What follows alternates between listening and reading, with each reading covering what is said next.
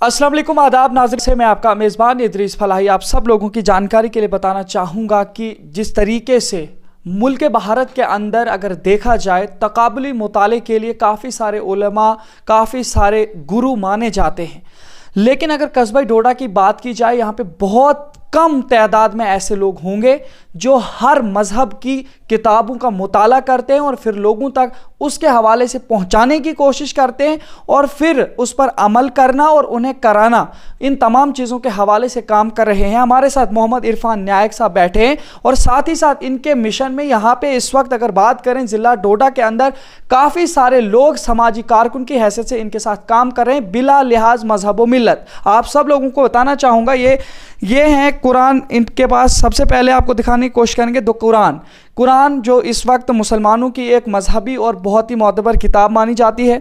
इसी तरीके से हमारे यहाँ पे जिस तरीके से गीता, ये है गीता जो हमारे मुल्क भारत में और हमारे हिंदू भाई बरदरान जितने भी हैं उन लोगों के दरमियान और उनके मजहब में इस किताब की बहुत बड़ी अहमियत है। इसी तरीके से अगर देखा जाए इंजील मुकद्दस या जिसे बाइबल कहा जाता है, जो हमारे ईसाई भाई हैं उन लोगों की एक बेहतरीन और मुकद्दस और मजहबी किताब है। इन तमाम किताबों का दिखाने का मकसद मेरा सिर्फ ये है कि इनका तकाबुली मुताला करना और इनके ज़रिए से लोगों तक पैगाम पहुंचाना और उसके ज़रिए से लोगों के दिलों से नफ़रतों को खंगालना और उन लोगों के दरमियान प्यार और मोहब्बत एक दूसरे के तई पैदा करना, यही है इनका मिशन, यही है इनका समाजी काम। आप सब लोगों के जानकारी के लिए मैं ये भी बताना चाहूँगा कि ये इस वक्त कस्बा डोडा में और काफ़ी सारी जगहों पे, चाहे कोई भी मेला हो, यात्रा हो, चाहे कोई भी त्यौहार हो, ईद हो, दिवाली हो, होली हो या किसी भी तरीके से कोई जो है त्यौहार हो, जिसके ज़रिए से लोगों तक एक ऐसा पैगाम पहुँचे कि जिससे वाकई लगे कि ज़िला डोडा जिस अमन व सलामती वाले ज़िले के नाम से जाना जाता है उसकी मिसाल हमेशा के लिए बनी रहे। तो पहले हम आपका इस्तकबाल करते हैं। बहुत बहुत शुक्रिया इदरीस जी, आप यहाँ पर आए, आपने हमें इस लायक समझा, आपका बहुत बहुत शुक्रिया। आप मुझे ये बताइए इरफान भाई कि जिस तरह से आप ये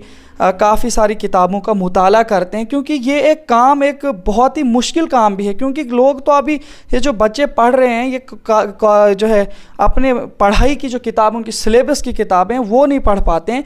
तो फिर आप ये इस तरीके से हर मज़हब की किताब कैसे पढ़ते हैं और किस मकसद के तहत आप इनको पढ़ रहे हैं?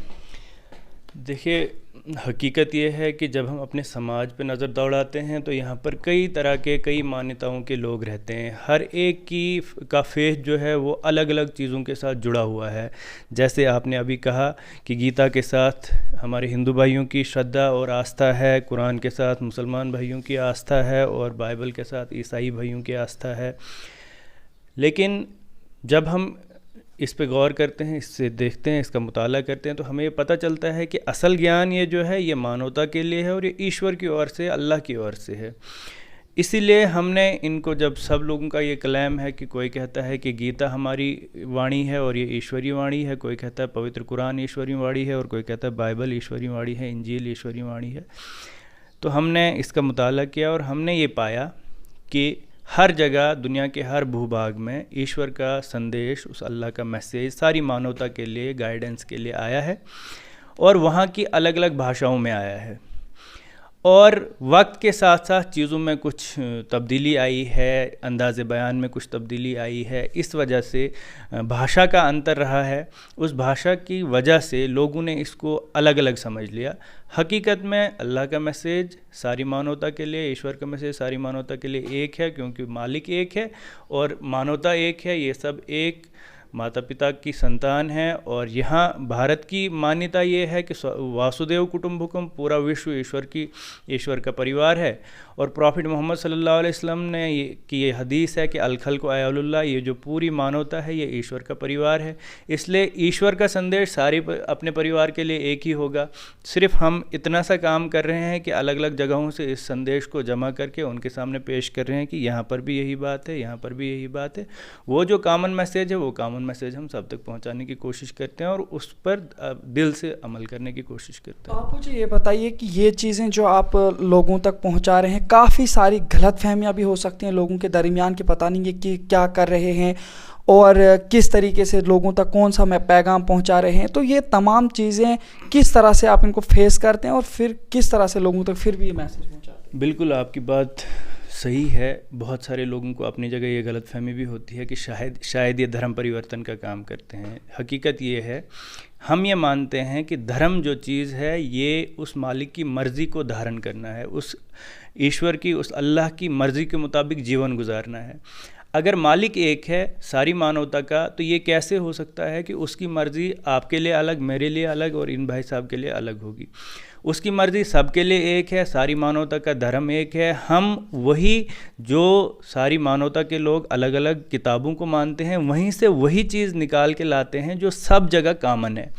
और यही संदेश वेद ने दिया है। वेद के ऋग्वेद के आखिरी मंडल के आखिरी सूक्त के आखिरी जो मंत्र हैं उसमें यही बात कही गई है, समानो मंत्र समिति समानी समानम मनः सह चित्त में शाम। तुम सब लोग समान मंत्र पे एकत्रित हो जाओ और अपने कल्ब शऊर से, अपने दिलो जान से उस पे इकट्ठे होके समाज की तामीर करो। यही बात पवित्र कुरान ने बताई है, कुल या अहलल किताब ताअलू इला कलिमतिन सवाइम बैनना व बैनकुम अल्ला नअबुदु इल्लल्लाह, कि सारे लोगों से कहो जिनके पास भी ईश्वरीय ज्ञान कभी भी आया है, उनसे कहो कि आओ हम सब लोग मिलकर चलते हैं उन चीज़ों पे जो हमारे और आपके दरमियान एक जैसी हैं, यकसा हैं। तो उसमें पहली बात यह है कि हम सब का मालिक एक है। हम अपनी इच्छा से तो इस धरती पे आए नहीं, अपनी मर्ज़ी से कोई नहीं आया।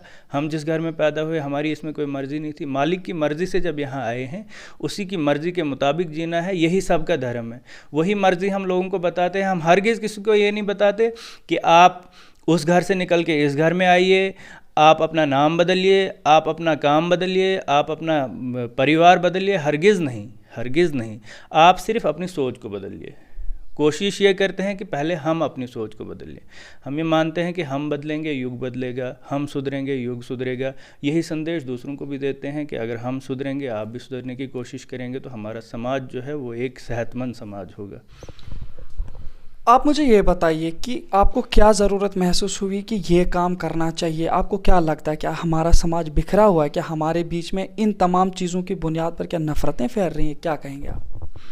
आए दिन आप सारी दुनिया में देखें, ये सिर्फ यहाँ की बात नहीं है, पूरी दुनिया में देखें, कहीं ना कहीं अलग अलग कम्युनिटीज़ के दरमियान कहीं ना कहीं नफ़रतें हैं। बाज़ जगहों पे तो उन नफ़रतों की वजह से जंगों तक बात पहुँचती है, कहीं लोकल क्लैशेस होते हैं, ऐसे खून बहता है, नफ़रतें हैं, कहीं ना कहीं ऐसी चीज़ें हैं और ये हर कोई महसूस करता है। मैंने आज तक जितने भाइयों से बात की है, चाहे वो मुस्लिम भाई है, चाहे वो हिंदू भाई है, मैंने उनसे कहा क्या ऐसा नहीं है?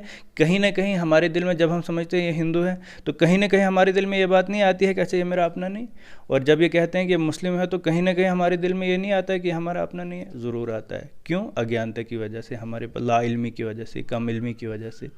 तो ये बेसिस हैं जिसकी वजह से हमने बहुत ज़्यादा ज़रूरत महसूस की इस काम को करना चाहिए और इसलिए हमने इस तरफ कदम बढ़ाने की कोशिश की है। आपके इस काम में कितने लोग इस वक्त आपके साथ जुड़ करके काम करें? क्या ऐसा तो नहीं है कि आप कोई एक ही कम्युनिटी को रिप्रेजेंट कर रहे होंगे इस मामले में? देखिए, हमने इस तरह से कोई तंजीम नहीं बनाई है कि लोगों का रजिस्ट्रेशन करके हम मेंबरशिप देते हैं, बल्कि समाज के वो लोग जो भी हमारी बात से मुत्तफिक होते हैं वो हमारे साथी हैं। हमारे बहुत से साथी हैं जो मुसलमान हैं, हमारे बहुत से साथी हैं जो हिंदू भाई हैं, हमारे बहुत से साथी हैं वो जो सिख बरादरी के हैं, और बहुत कम यहाँ पर ईसाई बरादरी के लोग हैं। लेकिन उनमें से भी एक आध यहाँ पर मेरे दोस्त हैं जो कल भी मुझे फ़ोन कर रहे थे कि हम मिलेंगे, ज़रा बैठेंगे, बात करेंगे। आप मुझे ये बताइए कि आपके इस काम से क्या कुछ समाज में तब्दीली आई? क्या लग रहा है आपको, या कुछ ऐसे वाक़यात आप बताएं जिससे लगे कि वाकई आपके इस काम से जो समाज को फ़ायदा हो रहा है? वरना तो काफ़ी सारी गलतफहमियां भी आती हैं समाज में और जहन में लोगों के। बड़ी सारी चीज़ें हैं, बड़ी सारी एग्जांपल्स हैं। मैं सिर्फ एक दो एग्जांपल, एक आध आपको यहाँ पर इस वक्त बताऊँगा चूँकि वक्त ज़्यादा नहीं है। हम बहुत सारी यात्राओं में जो लोग अपनी श्रद्धा से यात्राएं करते हैं, हम बहुत सारी यात्राओं में जाते हैं, वहाँ पर कुछ न कुछ सुविधा देते हैं, कुछ कहीं मेडिकल एड, कहीं ऐसे सेवा करते हैं, लोगों से बातचीत ही करते हैं, मोहब्बत की बात करते हैं। कई सारी जगहों पे हम गए, प्रेम नगर में हम गए, ठाठरी में हम गए, अमरनाथ यात्रा में गए, रामबन के बेस कैंप्स पे गए, बहुत सारी जगहों पे लोकल यात्राओं में हमने कुछ पानी कुछ और सेवा करने की कोशिश की। प्रेमनगर में जब हम गए, पहले दिन लोग ये परेशान थे कि मुसलमान यहाँ क्यों आए, क्योंकि पहले से शायद एक तनाव सा महसूस करते थे लोग, मुसलमानों में भी और हिंदू भाइयों में भी। लेकिन एक दो दिन जब हमने काम किया, वहाँ लोगों से बात की, और जिस दिन हम वहाँ से चले वापस आए, वहाँ के जो ज़िम्मेदार थे उन्होंने घर से सब्ज़ी फुल्का मंगवाया। एक ही प्लेट में उन्होंने कहा एक एक लुकमा आप मेरे हाथ से खाइए और मुझे अपने हाथ से खिलाइए। और जब हम वहाँ से चले, ऐसा कोई शख्स वहाँ पर नहीं था जिसने नहीं रोया। उसने कहा क्या हो गया इस इंसानियत को, जबकि इतनी मोहब्बत इंसानियत के दरमियान हो सकती है, लेकिन उसके बावजूद उसका उलट हो रहा है।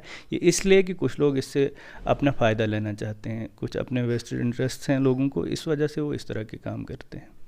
पहले तो देखिए, आपने जिस तरीके से ये सारी चीज़ें की हैं और आप कह रहे हैं कि आप जो पैगाम देते हैं वगैरह, तो इसमें कितना ज़्यादा आप काम कर रहे हैं और आप समाज तक क्या मैसेज पहुंचाना चाह रहे हैं कि किस तरह से समाज को एकजुट बना करके और एक अच्छा मुआशरा की तश्कील दी जाए, उस तमाम के लिए किन चीज़ों को और किन बुनियादों पर जो है लोग इकट्ठा हो सकते हैं, क्या कहना है आप? देखिए, समाज की बेहतरीन तामीर के लिए, सेहतमंद समाज के लिए ये ज़रूरी है कि मोहब्बत और सही बुनियादों पर माशरे की तामीर की बुनियाद डाली जाए। उसके लिए ये ज़रूरी है कि इंसान पहले इस ज़मीन पर, इस दुनिया में आने के मकसद को समझे। और हमारा मकसद हरगिज़ ये नहीं है कि मालिक ने हमें यहाँ इसलिए भेजा कि हम एक दूसरे के ख़िलाफ़ नफ़रतें फैलाएं, एक दूसरे के ख़िलाफ़ कुछ ऐसी दीवारें खड़ी करें कि हम आपस में मिलजुल के ना रह सकें। ऐसा हरगिज़ नहीं है, बल्कि हमें अपने आप को और अपने मालिक को पहचानना है। ये हमारी असल ज़िम्मेदारी है, जिसकी वजह से हम आपस में जुड़ सकते हैं। और आपस में जुड़ने के लिए ज़रूरी है कि जो एक मालिक हमें यहाँ भेजने वाला है, उस एक के साथ जब जुड़ा जाएगा तो आपस में मोहब्बत होगी। जैसा कि मैंने पहले भी कहा कि यहाँ पर सब लोगों का ये मानना है कि ये सारा विश्व जो है ईश्वर का परिवार है। तो ईश्वर के परिवार के साथ मोहब्बत करने वाले ईश्वर से जुड़ेंगे, और ईश्वर के परिवार के साथ नफ़रत करने वाले हरगिज़ ईश्वर से नहीं जुड़ेंगे और न वो समाज को जोड़ सकते हैं। हमारा मैसेज हमेशा से यही है कि जो पवित्र कुरान और वेद ने या गीता ने जो बात कही है कि समान चीज़ों से आप शुरुआत करिए, समान चीज़ों पे जुड़िए। समान चीज़ों पे जब जुड़ा जाता है, उसके बाद आपस में एक कॉन्फिडेंस पैदा होता है, एक दूसरे पर एतमाद होता है। आपस में डिफरेंसेस भी होते हैं, दो भाइयों के दरमियान भी डिफरेंसेस होते हैं, लेकिन उनको मैनेज किया जा सकता है। ये कोई बड़ी बात नहीं है। यहाँ पर ऐसी बातें भी होती हैं कि विभाजन किया गया, मुसलमानों ने विभाजन किया। मैं ये कहूँगा कि 1947 भारत का पहला विभाजन नहीं था, बल्कि आखिरी विभाजन था। इससे पहले अगर भारत के साथ देखा जाए, भारत कितना बड़ा था। इसमें कोरिया था, इसमें कंबोडिया था, इसमें नेपाल था, इसमें भूटान था, इसमें बर्मा था, इसमें अफ़गानिस्तान था। जब जब वो मुल्क टूटे, तब तब तो यहाँ किसी मुसलमान ने कोई ऐसी एक्टिविटी नहीं की। वो क्यों टूटे, इस पे भी हमें गौर करना चाहिए। और 1947 में जो मुल्क टूटा, इसके हवाले से अगर बात की जाए तो बहुत सारे लोग कहते हैं मुसलमानों की वजह से टूटा। बहुत से लोग ये कहते हैं कि हिंदू लोगों ने यहाँ हमें सही से जीने दिया होता तो नहीं होता। बहुत से लोग ये कहते हैं न हिंदू ने तोड़ा न मुसलमान ने, बल्कि ये तो अंग्रेज़ों की डिवाइड एंड रूल की पॉलिसी ने तोड़ा। हम ये कहते हैं कि देखिए, अगर नफ़रतें न होती तो किसी की कोई पॉलिसी काम नहीं आती। यहाँ पर दो भाइयों के दरमियान, एक घर में दो भाई रहते हैं, अगर उनके दरमियान कोई मसला पैदा हो जाता है और बात नफ़रतों तक आ जाती है, तो वो एक घर में एक दीवार खड़ी करते हैं। और ऐसा नहीं होता है कि वो अगर उनके घर में कोई मेहमान आ जाए तो वो अपने भाई के मेहमान को अपने घर में आने की इजाज़त दें, इतनी भी दिल में गुंजाइश नहीं रहती है। लेकिन अगर कुछ लोग वहाँ मेहनत करें, उनकी नफ़रतों को कम करने में कामयाब हो जाएं, तो दीवार से खिड़की खुलती है। और अगर नफ़रतों को मोहब्बत में बदला जाए तो दीवारें गिर जाती हैं। ऐसा हुआ है दुनिया में, जहाँ कुछ मुल्कों में बीच में दीवारें ऐसी खड़ी हो गई थी, लेकिन उन लोगों की समझ में आया कि इससे मसला हल नहीं होगा और उन्होंने उन दीवारों को मोहब्बत से तोड़ दिया। हम भी ऐसा कर सकते हैं, लेकिन नफ़रतों से मज़ीद विभाजन होंगे। हम तो ये चाहते हैं कि अगर अखंड भारत की कोई बात करे तो हम तो ये कहें अखंड भारत ही क्यों, बल्कि पूरी दुनिया एक मुल्क बने और सारी मानवता एक साथ रहे। और उसके लिए ये ज़रूरी है कि सरहदें ख़त्म हों, लेकिन सरहदें ख़त्म करने के लिए आपस में मोहब्बत की ज़रूरत है। मोहब्बत ही एक ऐसा हथियार है जिसके ज़रिए से हम ये काम कर सकते हैं। और इस शेर के साथ मैं इख्तिताम करूँगा कि मेरे लब पर प्यार का पैगाम होना चाहिए, ज़िंदगी तेरा मोहब्बत नाम होना चाहिए। बहुत बहुत शुक्रिया। तो मोहम्मद इरफान नायक साहब हमारे साथ बात कर रहे थे। इनके साथ इस वक्त समाजी कारकुन की हैसियत से हिंदू, मुस्लिम, सिख, ईसाई हर वो भाई इनके साथ काम कर रहा है जो समाज को जोड़ने का काम कर रहे हैं, और एक इंतहाई बेहतरीन काम है। लेकिन इस काम में बहुत सारी परेशानियां हैं, क्योंकि इसमें कहीं ना कहीं काफ़ी सारे अनासिर ऐसे भी घुस सकते हैं जिसकी वजह से इस काम को किसी और नज़रिए से भी देखा जा सकता है। लेकिन उनसे बचना है, समाज को भी और आप सब लोगों को भी बचना है, और ऐसी कोई भी बात नहीं करनी है जिससे हमारा समाज टूटे। और खासकर फिर से एक बार आपको यही कहूंगा कि यही है असली हकीकत कि हम सब लोगों को मिल बांट के रहना चाहिए। चाहे किसी भी मजहब का आकर के हमारे डोडा के लोगों को किसी भी तरीके से नफरत की बात फैला करके यहाँ के लोगों में आपस में नफरत कराने की कोशिश करे, उसे हमने पनपने नहीं देना है। चाहे वो हिंदू, मुसलमान, सिख, ईसाई, किसी का भी कोई गुरु हो जो हमारे यहाँ के लोगों के दरमियान परेशानियाँ और फसादात फैलाने की कोशिश करें, उनके लिए हरगिज़ जो है हम बर्दाश्त नहीं करेंगे डोडा के लोग। क्योंकि डोडा अमन और सलामती के नाम से जाना जाता है। यहां पे अगर चोट अब्दुर्रहमान को लगती है तो यहां पे प्यारे लाल जी उसका हाथ बटाते हैं, और यहां पे मुख्तलिफ तरीके से अगर किसी भी तरीके से कोई परेशानी आती है तो यहां पे हिंदू, मुस्लिम, सिख, ईसाई सब मिल करके उस परेशानी को ख़त्म करने की कोशिश करते हैं। और ये मिसाल ऐसे ही बने रहे, और डोडा हमारा जो है ना सिर्फ जम्मू कश्मीर में, हिंदुस्तान में, बल्कि पूरी दुनिया में अमन और सलामती वाला ज़िला की हैसियत से माना जाना चाहिए। ये यहाँ के हिंदू, मुसलमान, सिख, ईसाई सभी बरादरियों का काम है। अपने अपने हिसाब से लोगों को जोड़ने की कोशिश करिए, तोड़ने की बात कोई नहीं करे, और जो तोड़ने की बात करेगा ऐसे अनासिर को पनपने की बिल्कुल भी इजाज़त ना दी जाए। इसी तरह मेज़बान इदरीस फलाही को दीजिए इजाज़त, मज़ीद पेशकश करेंगे, तब तक के लिए अल्लाह हाफ़िज़।